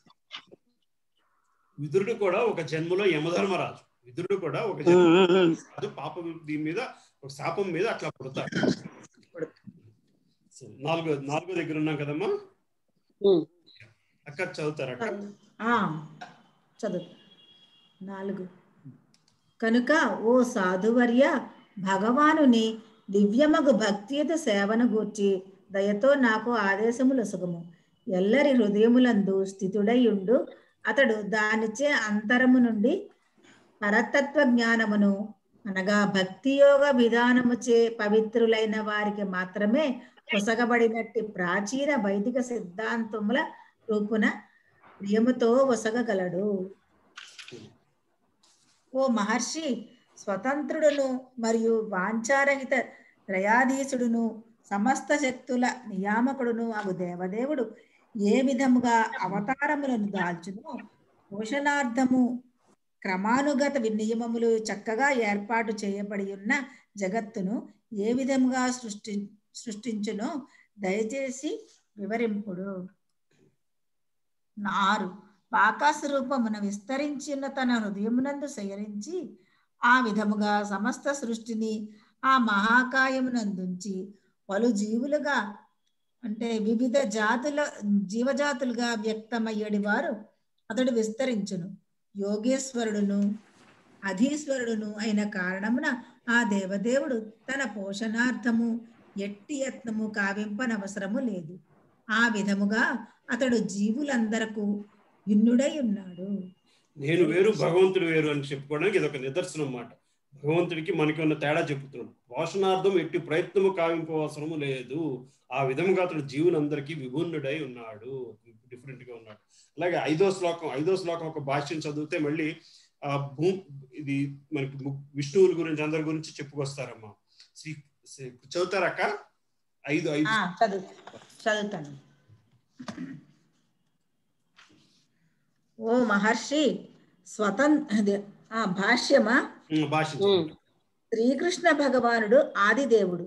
అతని నుండియే కారణార్ణవ సాయి విష్ణువు, గర్భోదక సాయి విష్ణువు, క్షీరోదక సాయి విష్ణువు అనేది 3 పురుషావతారములు అనగా సృజనాత్మక అవతారములు విస్తరించును. సమస్త భౌతిక సృష్టి ఈ 3 పురుషులచే వివిధ స్థితులలో భౌతిక శక్తి అధీనమున కావింపబడును. ఆ విధముగా భౌతిక ప్రకృతి భగవానుని చేతనే నియమింపబడినదై ఉన్నది. భౌతిక ప్రకృతి స్వతంత్రమైనదని తలచుట ఎనున్నది. మేక గొంతుపై గల తిత్తుల యందు క్షీరమును గాంచుట వంటిది. భగవానుడు స్వతంత్రుడును మరియు వాంఛారహితుడు. భౌతిక కోరిక పూర్ణము కొరకై మనము పెక్కు గృహ కలాపములను సృష్టించుచుందురు. కానీ ఆ విధముగా తన స్వీయ తృప్తి కొరకై భగవానుడు భౌతిక జగమున సృష్టించుటలేదు. నిజమునకు కానీ ఆ విధముగా తన స్వీయ తృప్తి కొరకై భగవానుడు భౌతిక జగమును సృజించుటలేదు. నిజమునకు బద్ధజీవుల అనంతకాలము నుండి దివ్యముకు సేవయడం విముఖుడై ఉన్నవారు. భ్రాంతిమయ భోగము కొరకై ఈ భౌతిక జగము సృష్టింపబడినది.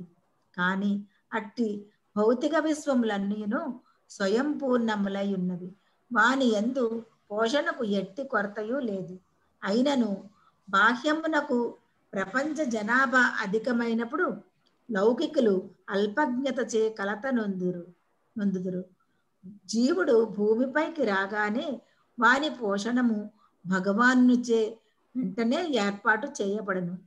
మానవుల సంఖ్యను అధిగమించి ఉన్నట్టి ఇతర జీవులెన్నడను పోషణార్థము కలత చెందబోవు.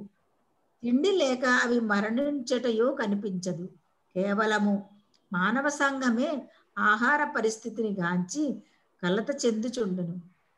కార్యనిర్వహణ మందలి అక్రమములను కప్పిపుచ్చుటకు అది అత్యధిక జనాభా వృద్ధిని సాకుగా తీసుకొనుట జరుగుచుండును.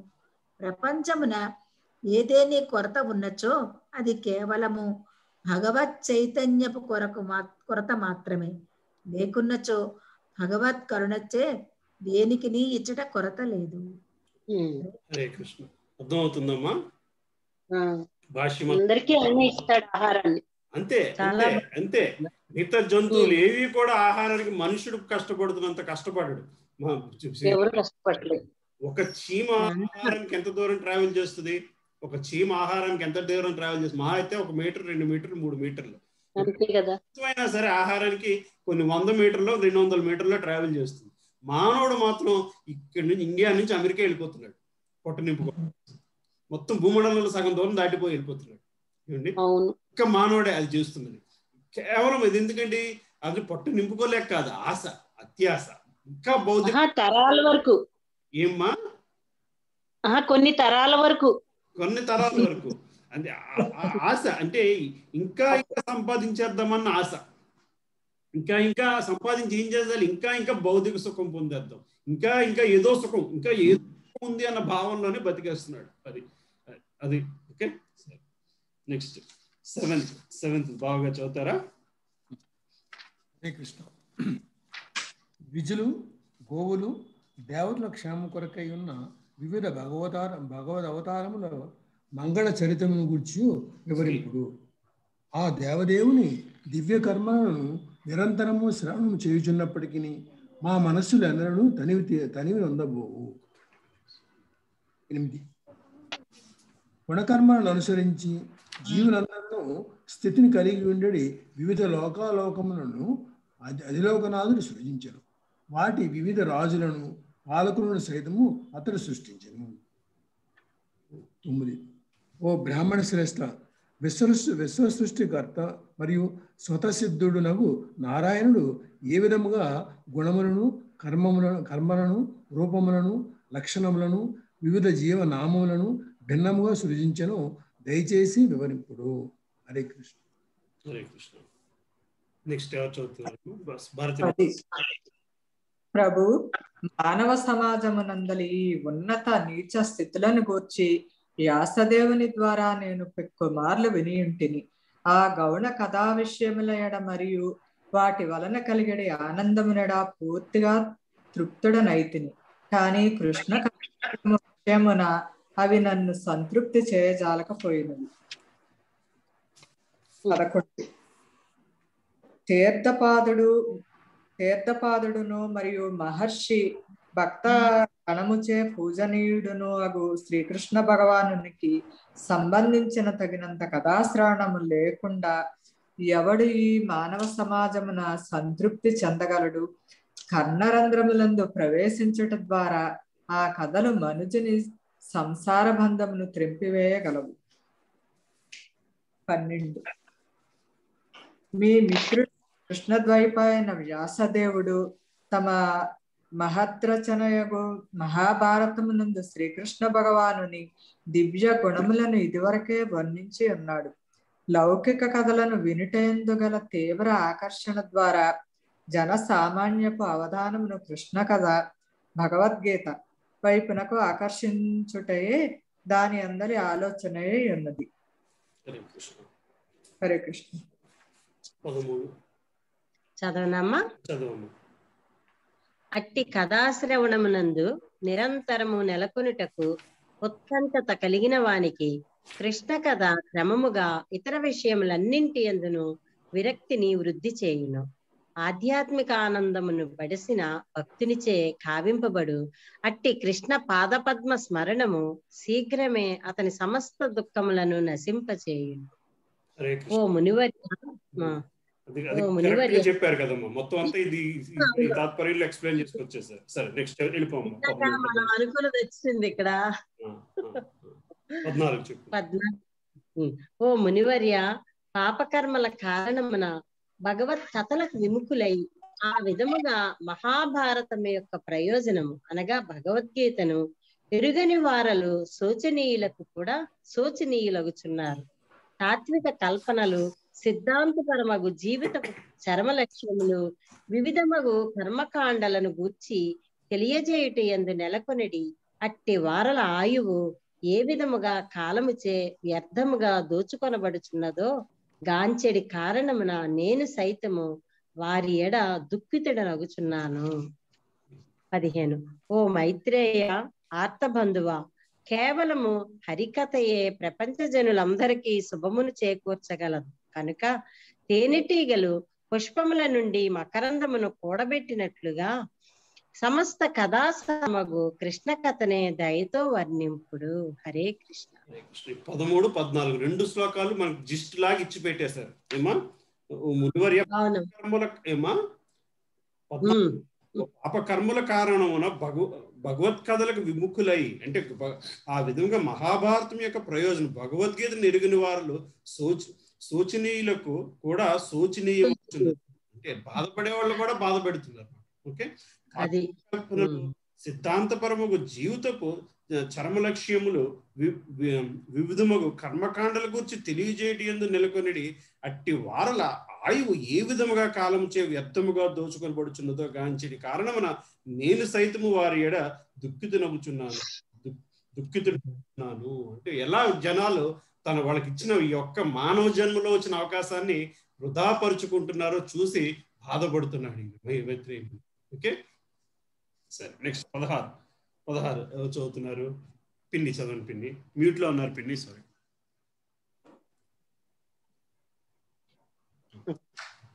16. జగత్తును పూర్ణముగా వ్యక్తీకరించుటకు మరియు పోషించుటకు పూర్ణ శక్తిని గూడనట్టి అవతారమును దాల్చిన పరమ నియామకుని అంటే దేవదేవుని మానవాతీత దివ్య కర్మలనన్నిటినీ కీర్తింపుము. 17. సుఖదేవ గోస్వామి పలికెను. విదురుని పరమాదరించిన పిమ్మట మైత్రేయముని అతని అభ్యర్థనపై సమస్త జనుల ఘనమగు శ్రేయము కొరకు ఇట్లు పలుకునారంభించెను. 18. ఓ శ్రీ మైత్రేయుడు పలికెను. ఓ విదురా, నీకు జయమగుగాక. సమస్త శ్రేయము యొక్క పరమోత్కృష్టమైన దానిని నీవు నన్ను అడిగితివి.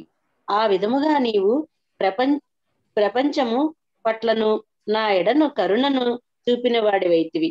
అదోక్షజుని తలంపునందు నీ మనస్సు సదా సంలగ్నమై ఉండటయే అందులకు కారణము. 19. హరే కృష్ణ. చదువుతున్నారమ్మా? 19 అనుష మాతాజీ చదువుతున్నారమ్మా? ఓ విదురా, అనన్య భావముతో ఈ విధముగా నీవు శ్రీహరిని అంగీకరించుట ఆశ్చర్యకరమేమీను కాదు. వ్యాసదేవుని వీర్యము నుండి నీవు జన్మించి ఉంటివి కదా. 20. పూర్వము నీవు యమరాజుగా, మరణానంతరము జీవులకు మహానియామకుడు నుండి మాండవ్యాముని శాప కారణమున ఇప్పుడు విదురుడా వైతివని నేను ఎరుగుదును. సత్యవతి తనయుడగు వ్యాసదేవునిచే నీవు అతని సోదరుడు ఉంచుకున్న భార్యకు జన్మించితివి. 21. దేవదేవుని నిత్య సహచరులలో నీవు ఒకడవు. అతడు తన ధామమునకు మరలిపోయినప్పుడు నీ కొరకై ఉపదేశములను నా చేత ఒసగిన.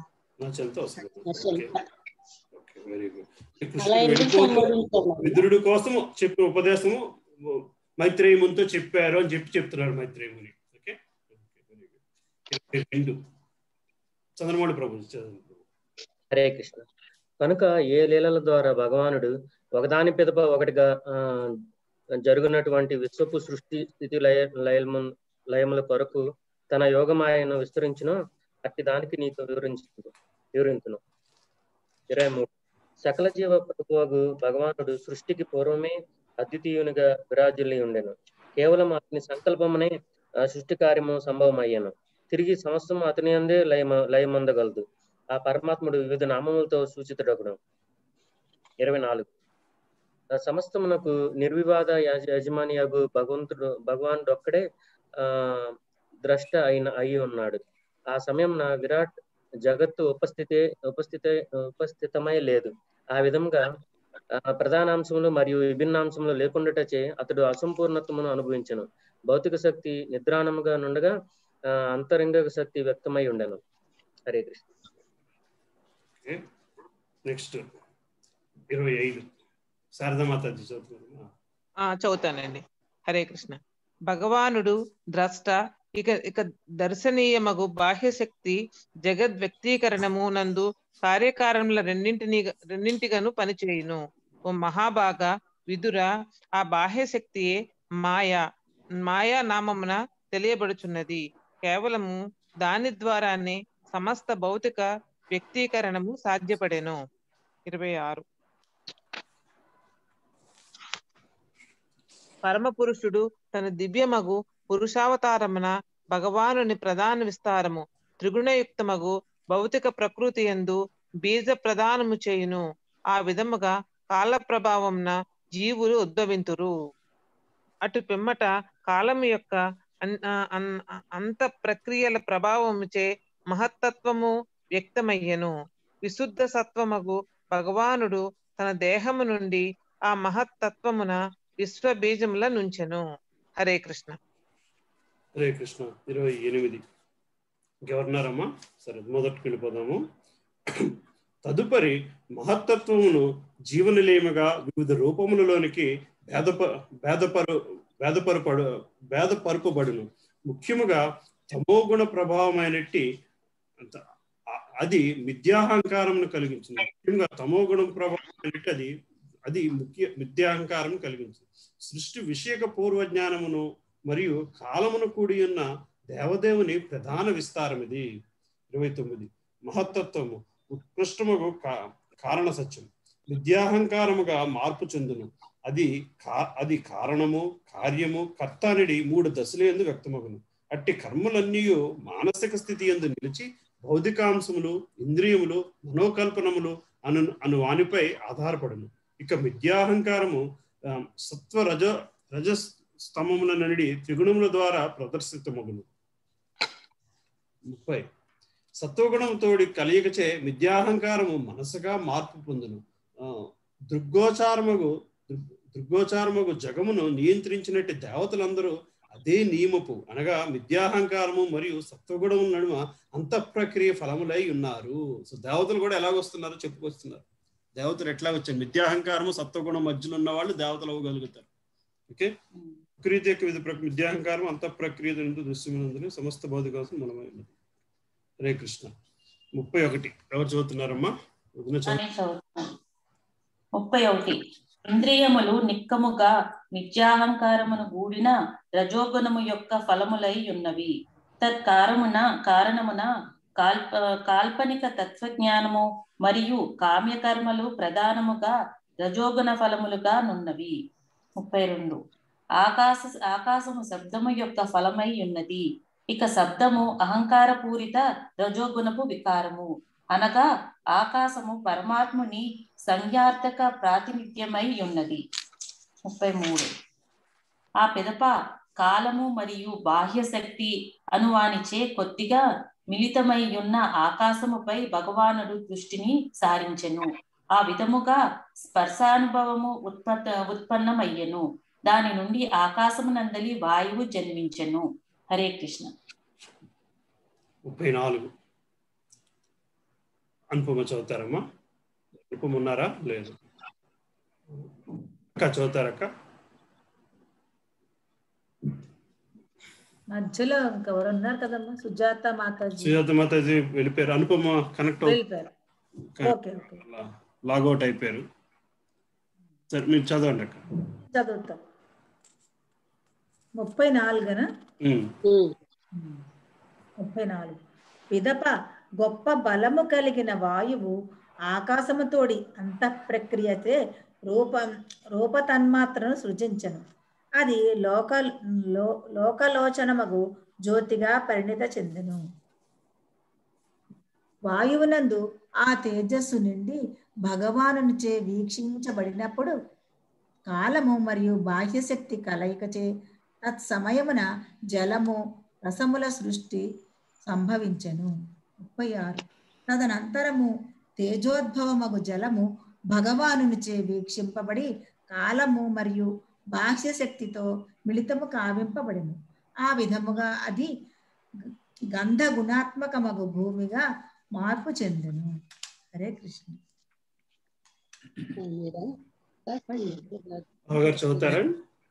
హరే కృష్ణ.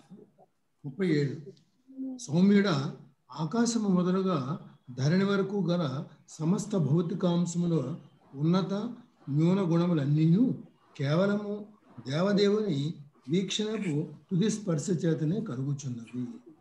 38 పైన పేర్కొనబడిన సమస్త భౌతికాంశముల అధిష్టాన దేవతలు విష్ణు భగవానుని అధీకృత విస్తారములై ఉన్నారు. వారందరూ బాహ్యశక్తి అధీనమున కాలరూపులై ఉన్నారు. వారు అతని కళ్ళే. వివిధములకు విశ్వకార్యములు వారికి అప్పచెప్పబడినందునను మరియు ఆ కార్యములను వారు నిర్వహింపజాలకపోయినందునను దేవదేవునికి ఈ రీతి ఆకర్షణీయమగు ప్రార్థనలు అర్పించిరి. 39 దేవతలు పలికిరి, ఓ దేవా, శరణాగత జీవులకు నీ పాదపద్మములు సమస్త భవ క్లేశముల నుండి రక్షణము గూర్చినట్టి ఛత్రము వలె ఉన్నవి. అట్టి ఆశ్రయమునందున్న మునులందరూ సంసార దుఃఖమును దూరంగా విసిరివేయుదురు. కనుకనే నీ పాద పద్మములకు మేము గౌరవపూర్వక వందనములను అర్పించుచున్నాము. కృష్ణ 40 భారతిమాత. ఓ జనక, దేవదేవ భగవాన్ భౌతిక జగమునందలి జీవులు 3 విధములైన క్లేశములచే విఫలురైన కారణమున ఏ నాడును ఎట్టి ఆనందమును పొందజాలరు. కనుకనే జ్ఞానపూర్ణమగు నీ పాదపద్మ ఛాయను వారు ఆశ్రయింతురు. ఆ విధముగా మేము వాటిని ఆశ్రయించి ఉన్నాము. 41 నీ పాదపద్మములే స్వయముగా సమస్త తీర్థ స్థానములను ఆశ్రమై ఉన్నవి. నిర్మల మనస్కులకు మహర్షులు వేదముల నుండి రెక్కల సహాయమున ఎగురుచు నీ ముఖ్య పద్మగూడును సర్వదా అన్వేషింతురు. వారిలో సమస్త పాప కర్మల నుండి మనుజుని ఉద్ధరించడి పరమోత్తమ నదిని గంగానదిని ఆశ్రయించి నీ పాదపద్మములకు అడుగడుగున శరణాగతులు అగుచున్నారు. 42 శ్రద్ధాభక్తులతో నీ పాదపద్మములను గూర్చి శ్రవణము చేయుట ద్వారాను వానిని హృదయమునందు ధ్యానించుట ద్వారాను మనుజుడు శీఘ్రమే జ్ఞానోసిద్ధీపితుడగును.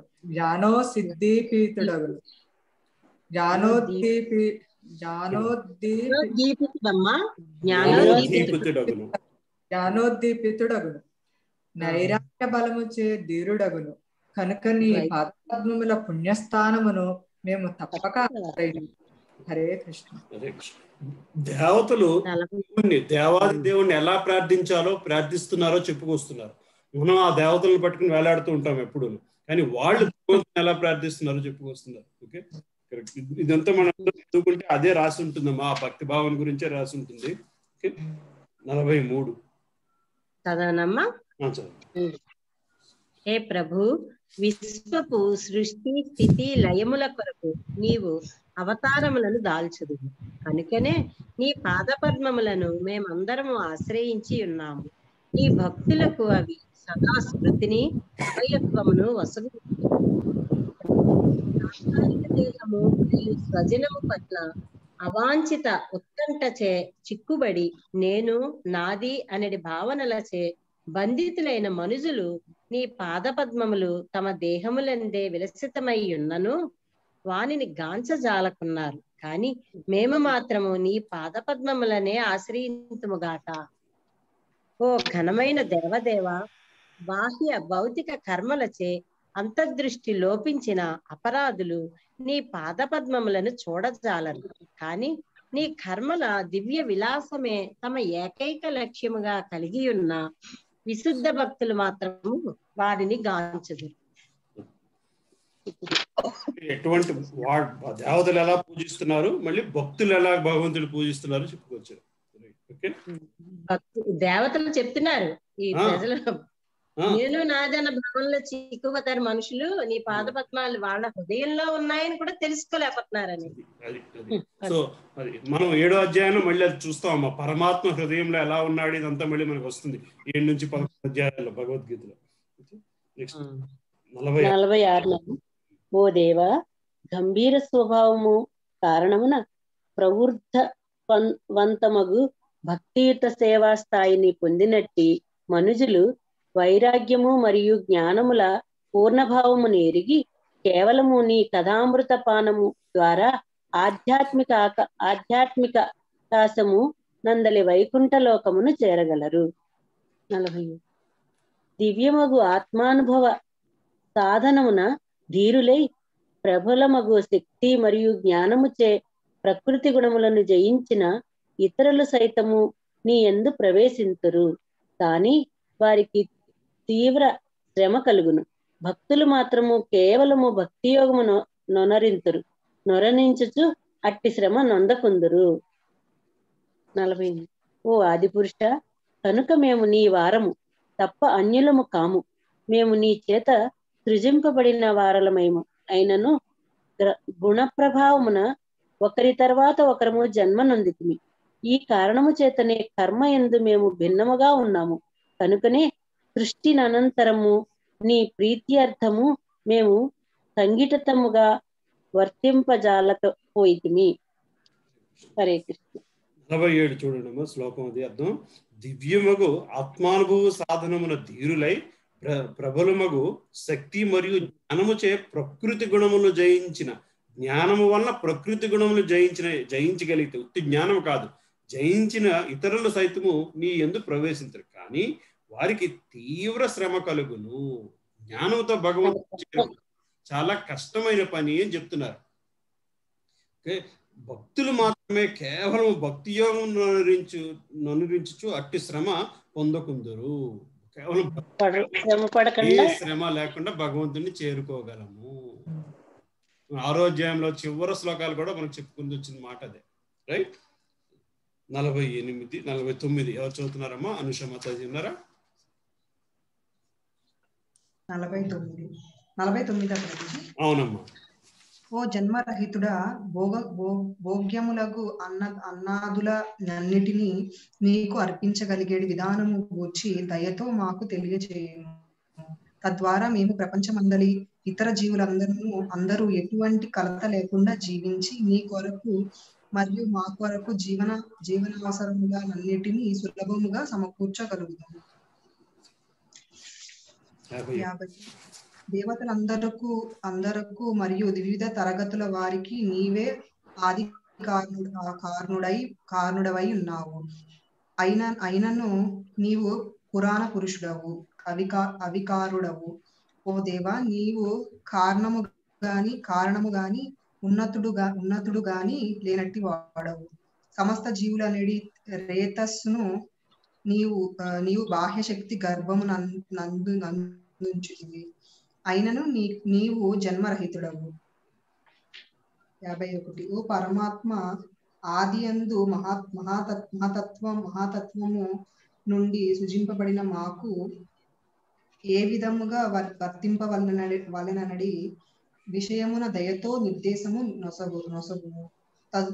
తదనంతర సృష్టికి సంబంధించిన వివిధ శాఖల యందు నీకు సేవను గూర్చగలిగేడి రీతిలో మాకు శక్తిని, నీ పూర్ణ జ్ఞానమును అనుగ్రహింపుము. శ్రీమద్ భాగవతము నందలి మైత్రేయునితో విదురుని సంభాషణము అను తృతీయ స్కందములోని 5వ అధ్యాయములకు భక్తి వేదాంత భాష్యం సమాప్తం. మళ్ళీ ఒక్కసారి 51వ శ్లోక అర్థం చూద్దామా. యో పరమాత్మ ఆదియందు మహత్తత్వం నుండి సృజింపబడిన మాకు ఏ విధముగా వర్తించవలన విషయమున దయతో నిర్దేశం నొసగము. తదనంతర సృష్టికి సంబంధించిన వివిధ శాఖల యందు నీకు సేవను గోర్చగలిగే రీతిలో మాకు శక్తిని నీ పరిపూర్ణ జ్ఞానము అనుగ్రహింపము అని దేవతలు భగవంతుని అడుగుతున్నారు. దేవతలు కూడా భగవంతుని సేవే చేస్తారు. మనము కూడా భగవంతుని సేవ చేస్తేనే దేవతలు మెచ్చుకుంటారు. మనం భగవంతుని పక్కన పెట్టి దేవతలకు సేవ చేస్తే వాళ్ళు మెచ్చుకోరు. ఎందుకంటే వాళ్ళకి కావాల్సింది కూడా వాళ్ళు వేరొకరికి సేవ చేస్తున్నారు. మనం వాళ్ళకి సేవ చేస్తేనే మనం సంతోషిస్తాం. అదవుతుంది కదమ్మా. భగవంతుడిని తీసేసి ఇప్పుడు ఒక ఇంటికి వెళ్తాము, ఇంటి యజమాని ఉంటాడు, ఇంటి యజమాని భార్య ఉంటుంది. మనం యజమానిని అక్కడ నించోబెట్టి యజమానిని అవమానపరిచి భార్యని పొగుడుతుంటే భార్య సంతోషిస్తుందా? లేదు కదా. యజమానిని బాగా చూసుకుంటేనే భార్య కూడా సంతోషిస్తుంది. అవునా కాదా? అట్లాగే మనం దేవుణ్ణి వదిలేసి దేవతలను పట్టుకుని వేలాడితే మన పరిస్థితి అలాగే ఉంటుంది. కానిస్టేబుల్ ఒక ఏంటిది కమిషనరేట్ ముందు ఒక కానిస్టేబుల్ పట్టుకుని పొగుడుతూ ఉంటే ఎంతకని సంతోషించగలడు ఆయన? ఏదో నిమిషంలో ఒరే నా ఉద్యోగం ఊడగొట్టేసేలాగున్నావు, నన్ను కాదు నువ్వు చేయాల్సిందే, అక్కడ కమిషనర్ ముందు నన్ను పొగుడుతావు ఏంటి అంటాడు. అవునా కదా? అలాగే ఉంటుంది మాట. సరే, ఈ శ్లోకాలు కొంచెం ఎక్కువ ఉన్నాయమ్మా ఇందులోనే, అందుకు కొంచెం మనం డిస్కస్ చేయకుండా ముందుకు వెళ్ళిపోయాము. బట్ నెక్స్ట్ వీక్ మళ్ళీ ఈ అధ్యాయం కొంత వెనక్కి వెళ్ళి డిస్కస్ చేద్దాం. ఓకే, నెక్స్ట్ వీక్ అంతా ఇంకా విశ్వరూప సృష్టి, అసలు ఈ సృష్టి అంతా ఎలా వచ్చింది దీని గురించి మాట్లాడతారు. ఓకే, అది సో ఏమైనా క్వశ్చన్ ఇంకేమైనా డిస్కస్ చేద్దామా ఇవాళ? ఎలా ఉంది ఇది ఈ 2 అధ్యాయాలు? బాగుంది నాన్న, కంటిన్యూషన్ బాగుంది. అలాగ మనకి అర్థం అవటానికి కంటిన్యూషన్ బాగుంది. అంటే ఒక్కసారి ఆ పాత్రలను తీసుకొచ్చేయకుండా అలాగ వాళ్ళు ఎలా వచ్చారు అక్కడ సంభాషణకి నాంది పలుకుతూ వెళ్తున్నాం. బాగుంది. చదవగలిగితే భాష్యం చదువుకోగలిగితే బాగుంటుంది. 90 శ్లోకాలు చదువుకున్నా కూడా భాష్యం చదువుకోగలిగితే బాగుంటుంది. అవునమ్మా, అక్కడక్కడి బాగున్నట్టున్నాయి కూడా. ప్రభుజీ యమధర్మరాజు విదురుడిగా పుట్టాడు అంటారు, మరి ఆయన డ్యూటీ ఎవరు తీసుకున్నారు ప్రభుజీ? అప్పుడు మరి యమధర్మరాజు అంటూ ఉండాలి, ఇంకో యమధర్మరాజు ఉంటాడమ్మా. అంటే అమ్మా ఒక బ్రహ్మ రోజులోని 14 మన్వంతరాలు వస్తున్నాం కదా, ఒక్కొక్క మన్వంతరానికి దేవతలందరూ మారిపోతారు. అందరూ మారిపోతారు. యమధర్మరాజు మారిపోతాడు, ఇంద్రుడు మారిపోతాడు, అందరూ మారిపోతారు. నెక్స్ట్ చాప్టర్స్ లో అదే వస్తుంది, సర్గ విసర్గ ఎలాగొస్తుంది అని.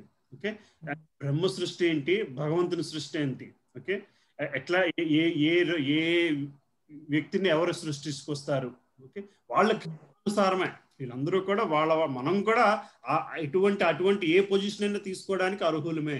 మనందరం కూడా అటువంటి పొజిషన్ తీసుకోవడానికి అర్హులమే. కానీ మనం ఆ స్టేజ్కి వెళ్ళగలగాలి. అది ఒక్క మానవులకు మాత్రమే దక్కిందటమ్మా. ఆ స్థితికి వెళ్లే సాధన చేయటం అన్నది మానవులకు మాత్రమే దక్కుతుందట. మిగతా జంతురాశి అన్నిటికీ కూడా కర్మను కాల్చడం మాత్రమే వాళ్ళు చేయగలవు, ఇంకేమి చేయలేవు. కర్మను తీసివేయేటట్లు ప్రార్థన కూడా అవి చేయలేవు. కర్మని భగవంతుని నా కర్మ మార్చు అని భగవంతుని ప్రార్థన చేయగల శక్తి కూడా కేవలం మానవుడికే ఉంది. దేవతలకు కూడా లేదు. అదే అంటారు. అవును అంటారు, వాళ్ళ పోస్ట్ బాగా ఆనందంగానే ఉంటారట, ఇంకా అంతకు మించి వాళ్ళకి తెలియదట. ఆనందంలో పడి ఇక్కడ మనకున్న సుఖ దుఃఖాలు కూడా వాళ్ళకి లేవు. దుఃఖం లేదు, కేవలం సుఖమే ఉంటుంది. ఆ సుఖంలో భగవంతుడు తెచ్చుకోవాలి అన్న ధ్యాస చాలా తక్కువ ఉంటుంది. ఇప్పుడు ఇక్కడ కనీసము మనకి ఏదైనా జబ్బు చేస్తే చచ్చిపోతామేమో అని తెలుస్తుంది. దేవతలకి అది కూడా తెలియదు. మరి వాళ్ళు ఎప్పుడు చనిపోతారో కూడా తెలియదు. స్విచ్ ఆఫ్ చేసినట్టు టక్కన ఆగిపోతుంది వాళ్ళ జన్మ, ఆగిపోతుంది. అదే పోస్టుకి కొత్త వ్యక్తి వచ్చేస్తారు. కనీసం మనకి తల తెరుస్తుంది అంటే నాకు ఇంకెన్నో రోజులు లేవు, నేను ఇప్పటికైనా భక్తి మార్గంలోకి వెళ్దాము అన్న భావన ఇచ్చే సాంకేతికాలైనా ఉన్నాయి, వాళ్ళకి అవి లేవు. అందుకు లేదు అవకాశం ఉంటే భూమి మీద మానవునిగా పుట్టితే బాగుండు అని భావనలో ఉంటారు. అవును అవును, మనిషికే ఈ అన్ని పాయింట్లు వస్తాయి మనకి చదువు అన్ని పాయింట్లు వస్తాయి. మనకే ఏ గొప్ప స్థితులు ఉన్నాయి అన్నది తెలుస్తుందట, వాళ్ళకి తెలియదట. ఇప్పుడు పరంధామానికి వెళ్ళిపోవాలి, ఇది ఇక్కడికి వెళితే ఇది అవుతుంది, ఇక్కడికి చేస్తే ఇది అవుతుంది అని మనకి తెలుసున్నాయి కూడా తెలియబట్టినా. అవును, అది వస్తుంది, ముందు అన్ని వస్తాయి. దేవతల ప్రార్థనలు అన్ని వస్తాయి, బ్రహ్మ ప్రార్థనలు తెలుసు. సో ఒక బ్రహ్మ రోజులోని 14 మంది యముళ్ళు మారతారమ్మా. బ్రహ్మ 100 సంవత్సరాల్లో ఎంతమంది యముళ్ళు మారుతారో చూసుకోండి, యమధర్మరాజులు మారుతారో చూసుకోండి. సో నెక్స్ట్ బ్రహ్మ తర్వాత బ్రహ్మ కూడా హనుమంతుడు. ఈ ముందు యుగంలో త్రేతాయుగంలో ఉన్న హనుమంతుడు నెక్స్ట్ ఈ తర్వాత బ్రహ్మ అవుతాడు. అయితే ఈ విదురుడు ఏ యమధర్మరాజు అంటారు? సూర్యుని కుమారుడా లేకపోతే ఏమా? ఈ విదురుడు ఏ యమధర్మరాజు అంటారు? అది ఏమి తెలియదు. ఇప్పుడున్న యమధర్మరాజు సూర్యుడు కొడుకు. ఈ యమధర్మరాజు అంతకుముందు యమధర్మరాజు సూర్యుడు కొడుకో కాదా అన్నది తెలియదు, మరి నాకైతే తెలియదు. అంటే ఒకానొక మన్వంతరంలో ఆయన యముడు, ఒకానొక జన్మలో ఆయన యముడు. మధ్యలో ఆ తర్వాత విదురుడికి మధ్యలో ఏ కుక్క నక్క జన్మలు తీసుకున్నాడేమో కూడా. ఇప్పుడు జంతువులకు వచ్చే జన్మల్లో అవి మరి మంచిగా మళ్ళా రావాలని వాళ్ళు అవి మామూలు వాటి స్వభావ సిద్ధమైన పనులే చేస్తాయి కదండి. అవునమ్మా. అవి మరి వాటికి మంచి జన్మలు ఎలా వస్తాయండి? ఆ కర్మలన్నీ కాలిపోయిన తర్వాతనే మంచి జన్మలు వస్తాయి. అంటే వాళ్ళు చేసే అన్ని వాళ్ళకు ఉన్న కర్మలన్నీ అట్లా అయిపోయిన తర్వాత అంటే ఇంకా ఆ జన్మల్లో అవి మంచి పనులు చేసే విధంగా ఏమి ఉండవు కదా? ఏమి ఉండదు. అంతే. వాడి కర్మ అంటే కొన్ని జంతువులు ఆవు లాంటి వాటికి కొంతవరకు ఉంటుంది స్పృహ. ఓకే అండి. సో ఒకసారి ప్రభుపాదుల వారిని అడిగారంట, ఏ జంతువు పాలు తాగితే మంచిది అని. అంటే గేదె పాలు అన్నాడు. అదేంటి ప్రభుజీ, ఆవు పాలు కదంటే ఆవు జంతువు కాదు అన్నారు. అలాగా. సో ఆవుకి కొంత స్పృహ ఉంటుంది, అటువంటి ఆవు కూడా కర్మ చేస్తే అది మళ్ళీ దాన్ని చంపుకు తినేస్తున్నారు. దాని కర్మ. కొన్ని ఆవులు గోశాలలో ఉంటున్నాయి, కొన్ని ఆవులు. ఇప్పుడు అంతేలేండి, జంతువుల్లో కూడా మంచి కర్మలు చేసుకున్నాయి, మంచి ఆటల కింద. అంటే ఇప్పుడు కుక్కలే ఉన్నాయి అనుకోండి, మంచి చేసుకున్న వాళ్ళే పెట్ డాగ్స్ కింద బాగా వస్తున్నాయి, మామూలు డాగ్స్ కింద ఉంటున్నాయి. అంతే అంతే, కరెక్ట్ అమ్మా. అది ఆ కర్మానుసారమే అది జరుగుద్ది. వాళ్ళ జన్మలో వాళ్ళ కుక్క బతుకుంది, ప్లస్ మంచి కర్మ ఉంటే మనం మంచి ఎవరు బెడ్రూమ్ లో ఉంటాయి, లేదు అంటే రోడ్డు మీద ఉంటాయి. అది వాటి కర్మలు తీరిపోతే ఆ జన్మ అయిపోతే మళ్ళీ అట్లాగా అప్పుడు తీరినప్పుడు మంచి జన్మ మళ్ళీ వస్తుంది. ఆ కర్మ బర్న్ అయిపోయిన తర్వాత మంచి జన్మ వస్తుంది. 16 చూడవని అన్న ఒకసారి. 4 అధ్యాయంలో 16.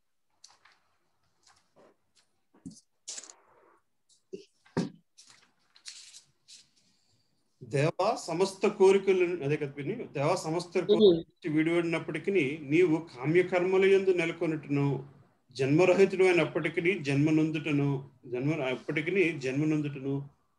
దుర్జయము కాలమును నియమించిన వాడైనప్పటికీ శత్రుభయముతోను పలాయనమైన కోటను ఆశ్రయించుటను ఆత్మయందే రమించిన వాడైనను పలువురు స్త్రీలచే ఆ పరివృత్తుడై గృహస్థ జీవనమును అనుభవించటను గాంచినప్పుడు విద్వాంసులకు ఋషులు కూడా తమ బుద్ధి యందు కలత పొందుదురు. అంటే భగవంతుని లీలలు అర్థం చేసుకోక తెలివైన ఋషులు కూడా నేను కలత చెందుతున్నారు అని రాస్తున్నారు. అంటే శ్రీకృష్ణుడు భగవంతుడు జన్మ లేకపోయినా కానీ దేవకికి పుట్టాడు, జన్మించాడు కదా. ఓకే, అలాగే కృష్ణుడు శత్రుభయం లేకపోయినా సరే జరాసంధుడు ఎవరమ్మా జరాసంధుడేనా?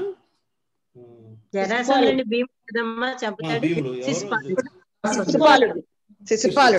శిశుపాలుడిని 17 సార్లు అతని మీద యుద్ధం ప్రయత్నించి 17 సార్లు పారిపోతాడు కృష్ణుడు.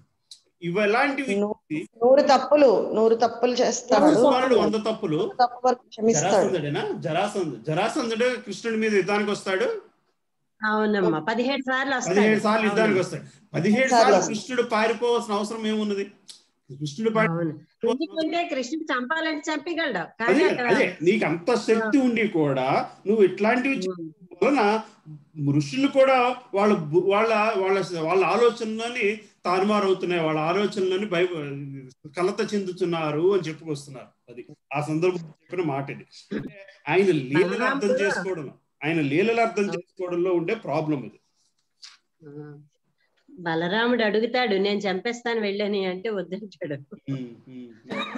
అన్నా ఇంకొక్కటి భాష్యం చదువుదాం ఏంటి, టైం ఉంటే 16 పెద్దదే ఉంది, మేము చదువుకుంటానులే. ఆల్మోస్ట్ 9 అయిపోయిందని చెప్పి నేను నెక్స్ట్ క్లాస్ ఒకసారి గుర్తు చేయండి పిన్ని, చదువుదాం. అలాగే నాన్న. ఓకే సుబ్బా, మేము చదివి రేపు ఇది దీని భాష నుంచి కొంచెం పాయింట్లు పెడతాం. సరే, మీకు ఎవరైనా స్పెసిఫిక్ క్వశ్చన్స్ ఉన్నాయి నాకు వాయిస్ మెసేజ్ పెట్టేసేయండి. అన్ని టైప్ చేయాల్సిన అవసరం లేకపోయినా నాకు పర్సనల్ గానే వాయిస్ మెసేజ్ పెట్టండి మీకు ఏమైనా స్పెసిఫిక్ క్వశ్చన్స్ ఉంటాయి. ఓకే, మనం క్లాస్ లో చేసుకో. జస్ట్ ఏముంది, వాయిస్ మెసేజ్ పెట్టడం ప్రాబ్లం కాదు కదా. అవును, నాకు పర్సనల్ గా పెట్టేసాయి. ఓకే అమ్మా, ఆపుదాం నాన్న అయితే. ఓకే సరే అమ్మా, ఇక్కడ ఆపుదాము.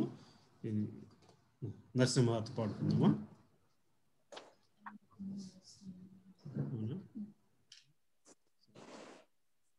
ఎవరు పాడతారా?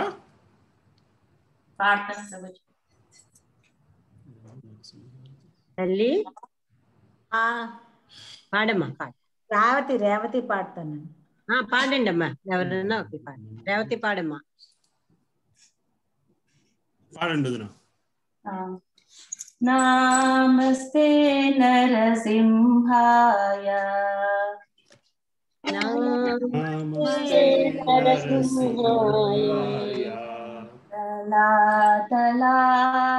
తలాతలాదతాయినే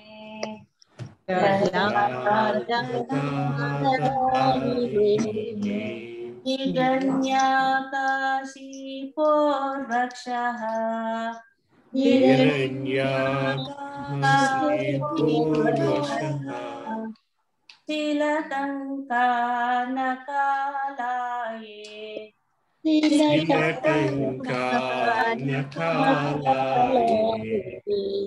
ఇతో నరసింహో పరతో నరసింహో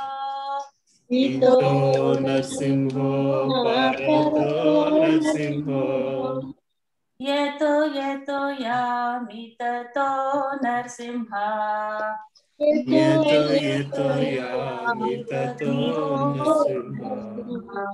బహే నరసింహో హృదయే నరసింహో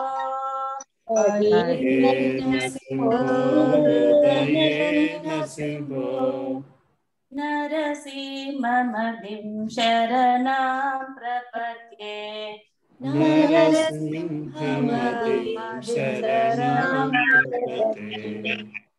తవ కర కమలవరే నకా అద్భుత శృంగా దళిత హిరణ్యకశిపో తను భృంగా కేశభద్రేత నరహరి రూప జయ జగదీశ హరే జయ జగదీశ హరే జయ జగదీశ హరే కమలవరే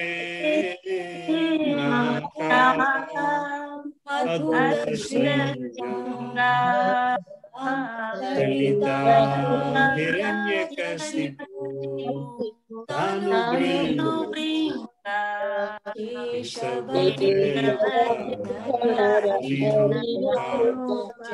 జగదీశ హరే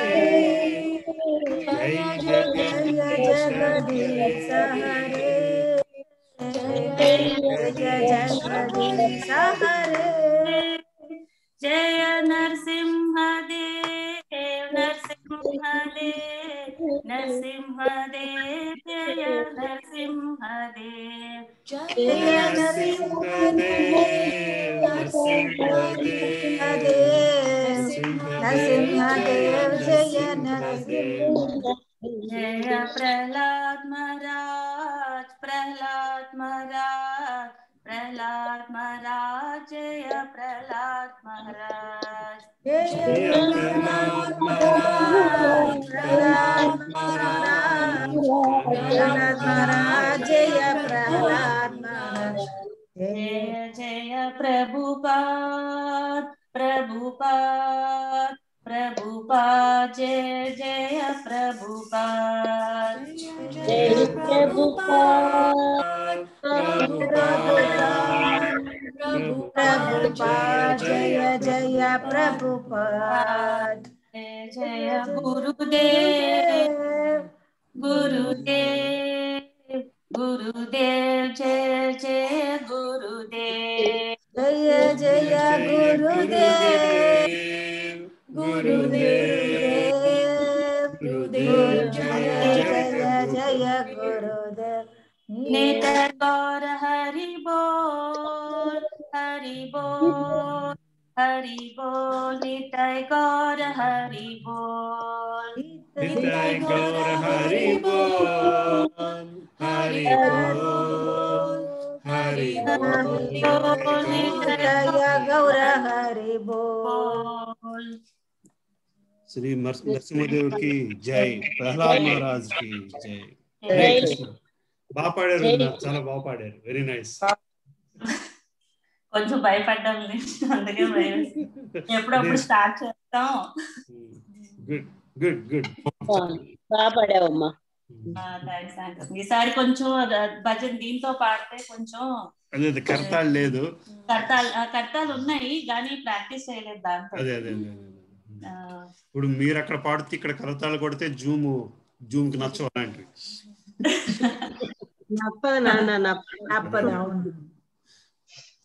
సరే ఓకే కొంచెం లేట్ అయింది but that's okay I think